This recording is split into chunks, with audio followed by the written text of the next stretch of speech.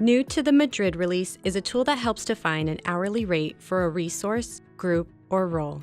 A project manager or demand manager can then add the return rate to a resource plan. Meet the rate model. Let's take a look at how it works. First, resource rates must be defined by the rate model administrator, who is usually a person in the finance department.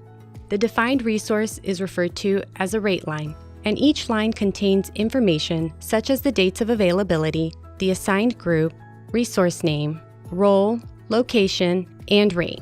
After the rate model is built with rate lines, a project manager or demand manager can make a rate request with parameters like the date, location, and role.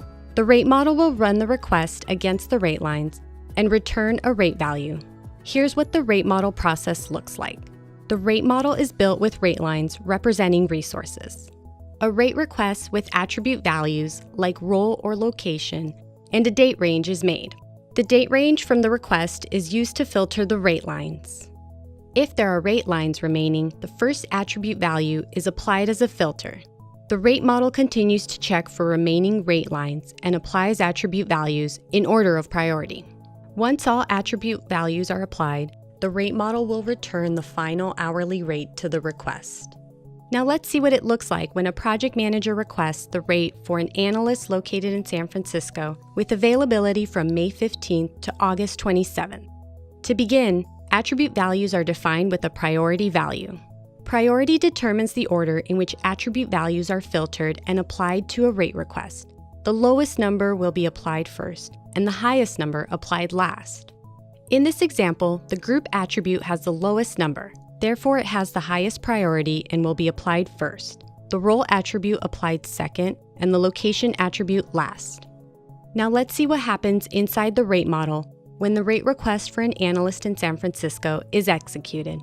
The rate model applies the date range and any unqualified rate lines are disqualified.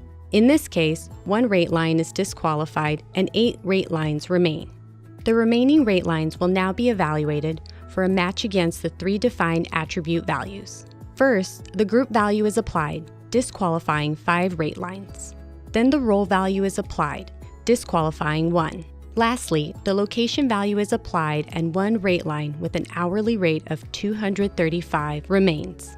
Now the project manager can use the rate of $235 per hour to calculate planned and confirmed or allocated costs in a resource plan. For more information, please see our product documentation, knowledge base, or podcast, or ask a question in the ServiceNow community.